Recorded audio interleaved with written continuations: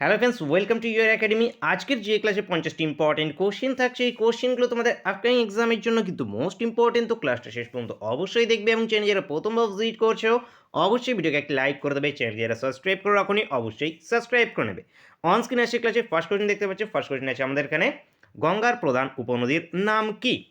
প্রত্যেকটি কোশ্চেনকে নিজের থেকে অবশ্যই অ্যান্সার করবে। রিভিশন ক্লাস, ভূগোল থেকে টোটাল 50টি প্রশ্ন আছে, তোমাদের টার্গেট থাকছে 47। এই রিভিশন ক্লাসে কিন্তু 47টি প্রশ্নের উত্তর সকলকে অবশ্যই পারতে হবে। তো গঙ্গার উপনদী হয়ে যাবে এখানে আমাদের যমুনা। যমুনা হয়ে যাবে এখান থেকে আমাদের গঙ্গার উপনদী। গঙ্গার এছাড়াও আরও অনেক উপনদী আছে, যেমন বাম তীরের উপনদীগুলোর মধ্যে আছে আমাদের রামগঙ্গা, ঘগরা, গোমতী, এগুলো বাঁ তীরের আছে। ডান তীরের কারা আছে? ডান তীরের আছে অজয়, দামোদর, হলদি, এগুলো আছে কি ডান তীরের, মনে রাখবে। নেক্সট কোশ্চেন দেখো, গোদাবরী নদীর উৎপত্তিস্থল কোথায়? গোদাবরী ত্রিম্বক পর্বত, ত্রিম্বক পর্বত থেকে উৎপন্ন হয়েছে গোদাবরী। এই গোদাবরীর উপনদী আছে মঞ্জিরা, ইন্দ্রাবতী, মোস্ট ইম্পর্টেন্ট মঞ্জিরা জিজ্ঞেস হয়ে থাকে। দক্ষিণ ভারতের দীর্ঘতম নদী কি? দক্ষিণ ভারতের দীর্ঘতম নদী গোদাবরী। গোদাবরী দক্ষিণ ভারতের দীর্ঘতম নদী। ত্রিম্বক পর্বত একটু আগে বললাম, ত্রিম্বক পর্বত থেকে এর উৎপন্ন হয়েছে মঞ্জিরা, এর একটি উপনদী। এছাড়াও আছে ইন্দ্রাবতী। নেক্সট কোশ্চেন, কারাকোরাম পর্বতশ্রেণীর সর্বোচ্চ শৃঙ্গ কি? কারাকোরাম পর্বতশ্রেণীর সর্বোচ্চ শৃঙ্গ গডেমিনা স্ট্রেন বা K2। গডেমিনা স্ট্রেনের আরেক নাম কি? K2, মনে রাখবে। K2 বা গডেমিনা স্ট্রেন, এটি কারাকোরাম পর্বতের সর্বোচ্চ শৃঙ্গ। নেক্সট কোশ্চেন, মহাকাল পর্বতের উচ্চতম শৃঙ্গ কোনটি? মহাকাল পর্বত, অমরকণ্টক। অমরকণ্টক মহাকাল পর্বতের উচ্চতম শৃঙ্গ। পরেশনাথ পাহাড় মালভূমি, পরেশনাথ পাহাড় ছোটনাগপুর মালভূমি। এই যে পরেশনাথ পাহাড়, এটি ছোটনাগপুর মালভূমি। সাতপুরার উচ্চতম শৃঙ্গ হয়ে যায় আমাদের ধূপগড়, সাতপুরার। আর হচ্ছে আমাদের ডাম্বুকোচো, ডাম্বুকোচো এটি আমাদের মিশমি পাহাড়, নাম মিরিক পাহাড়। মিশমির কি আছে? মিশমির দাফাবুম, মিশমির দাফাবুম মনে রাখতে পারো। নেক্সট কোশ্চেন, নিচের কোনটি ভারতের পশ্চিমবাহী নদী? পশ্চিমবাহী নদী ইম্পর্টেন্ট, নর্মদা এখান থেকে উত্তর হবে। আচ্ছা, অপশনে নর্মদা নেই। কি আছে? কৃষ্ণা আছে, কাবেরী আছে, মহানদী আছে। কৃষ্ণা আছে, কাবেরী, কাবেরী হবে না আমাদের। মহানদী না, মহানদীও হবে না। গোদাবরী, গোদাবরীও হবে না। তো এখান থেকে অপশনের মধ্যে নেই, ভুল আছে, নর্মদা হবে। নর্মদা আছে, তাপ্তি আছে, নর্মদা আছে, তাপ্তি আছে, মনে রাখতে পারো। নর্মদা, তাপ্তি ইম্পর্টেন্ট, যেগুলো আমাদের পশ্চিমবাহী নদীর মধ্যে চলে আসে। লুনি নদী আছে। নেক্সট কোশ্চেন দেখো, চম্বল কোন নদীর উপনদী? এই যে চম্বল, এটি যমুনার উপনদী। যমুনার উপনদী চম্বল। যমুনার এছাড়াও দোদাবেতা, দোদাবেতা একটি উপনদী আছে যমুনার। নেক্সট কোশ্চেন, নিচের কোনটি সিন্ধু নদীর উপনদী? শতদ্রু, শতদ্রু হয়ে যাবে আমাদের সিন্ধু নদীর উপনদী। শতদ্রু এখান থেকে অ্যান্সার হয়ে যাবে। অ্যান্সার হবে অপশন বি। অপশন বি এখান থেকে কারেক্ট অ্যান্সার। নেক্সট কোশ্চেন, পশ্চিম ঘাটের মহাবালেশ্বর শৃঙ্গ থেকে উৎপন্ন কোন নদী? কৃষ্ণা নদীর, কৃষ্ণা নদী অ্যান্সার অপশনে।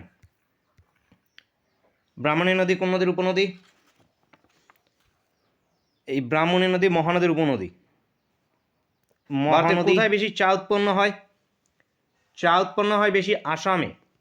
আসাম এখান থেকে উত্তর হয়ে যাবে। আসামে চা বেশি উৎপন্ন হয়।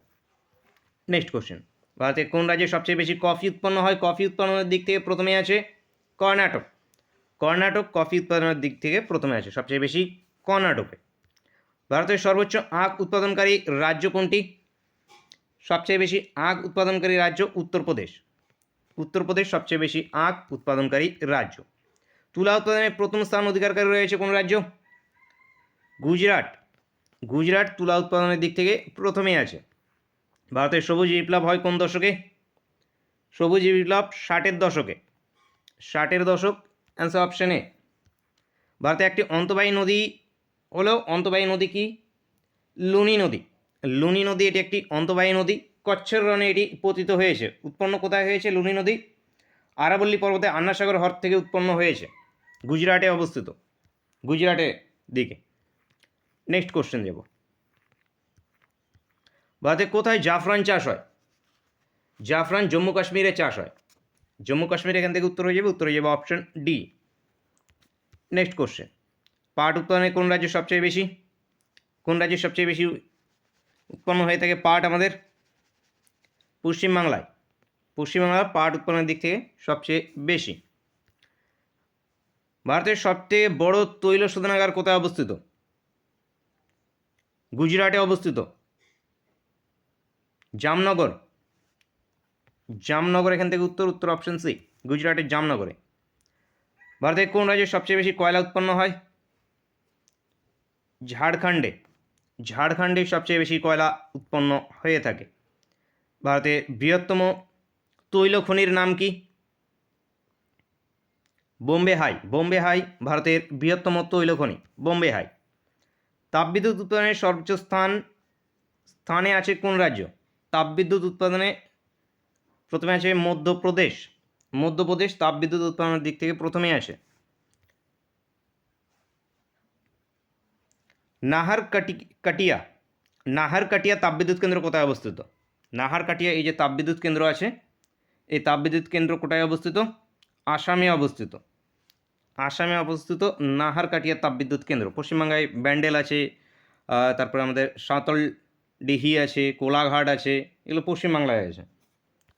নেক্সট কোশ্চেন, ভারতের প্রথম পেট্রো রাসায়ন শিল্প কোথায় গড়ে ওঠে? ভারতের প্রথম পেট্রো রাসায়ন শিল্প বোম্বে, ট্রাম্বেতে। ট্রাম্বে এখান থেকে অ্যান্সার হয়ে যাবে, অ্যান্সার হয়ে যাবে অপশন ডি। নেক্সট কোশ্চেন, ভারতের ম্যানচেস্টার কাকে বলে? আহমেদাবাদকে ভারতের ম্যানচেস্টার বলা হয়। Ahmedabad, answer option D. ভারতের রুট কাকে বলা হয়? দুর্গাপুরকে ভারতের রুট বলা হয়, দুর্গাপুর। বিহারের দুঃখ? কোশি। কোশি বিহারের দুঃখ। ভারতের গোলাপি শহর? জয়পুর। জয়পুর হবে ভারতের গোলাপি শহর। নিচের কাকে আরব সাগরের রানী বলা হয়ে থাকে? আরব সাগরের রানী কেরালার কোচি। কোচিকে আরব সাগরের রানী বলা হয়ে থাকে। দক্ষিণ ভারতের ম্যানচেস্টার কাকে বলে? কোয়েম্বাটুরকে। কোয়েম্বাটুরকে দক্ষিণ ভারতের ম্যানচেস্টার বলা হয়ে থাকে। ভারতের প্রথম কাগজ কল কোথায় নির্মিত? পশ্চিমবাংলায়। পশ্চিমবাংলার শ্রীরামপুরে। শ্রীরামপুরে ভারতের প্রথম কাগজ কলটি নির্মাণ হয়েছে। ভারতের গ্লাসগো? হাওড়াকে। হাওড়াকে ভারতের গ্লাসগো বলা হয়ে থাকে, হাওড়া। উত্তর হবে অপশন ডি। ভারতের প্রথম আদমশুমারি হয় কত সালে? সেন্সাস 1872-এ। 1872 লর্ড মেয়োর সময়কালে। নেক্সট কোশ্চেন, মীনাবাক্কম বিমানবন্দর কোথায় অবস্থিত? মীনাবাক্কম তামিলনাড়ুতে, চেন্নাইয়ে অবস্থিত। চেন্নাই উত্তর, উত্তর অপশন এ। কলকাতা কত সালে মেট্রো রেল চলাচল শুরু হয় কলকাতায়? কলকাতায় মেট্রো রেল কবে শুরু হয়েছে? 1984। 1984 সালে। কয়াল বলতে কী বোঝায়? লবণাক্ত জলাভূমি।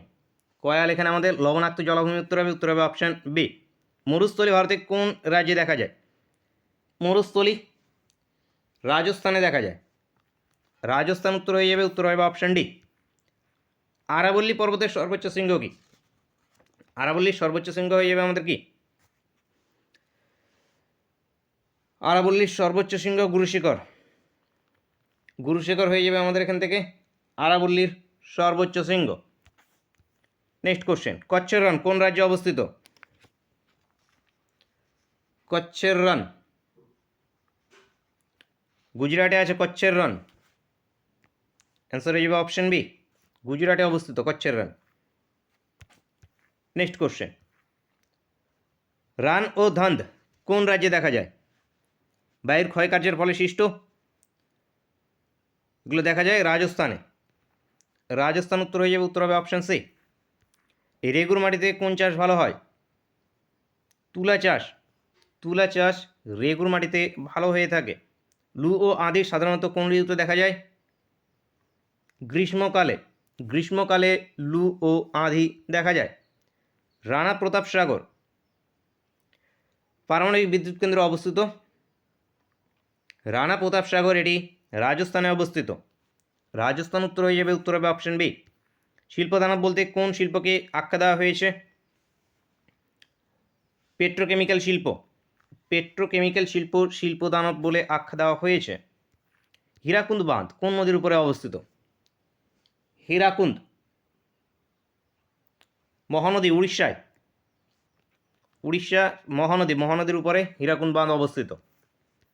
কৃষ্ণা নদীর উপরে নিচের কোন নদী পরিকল্পনা গড়ে উঠেছে?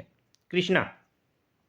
নাগার্জুন, নাগার্জুন সাগর কৃষ্ণা নদীর উপরে গড়ে উঠেছে। সাইল কত সালে গঠিত?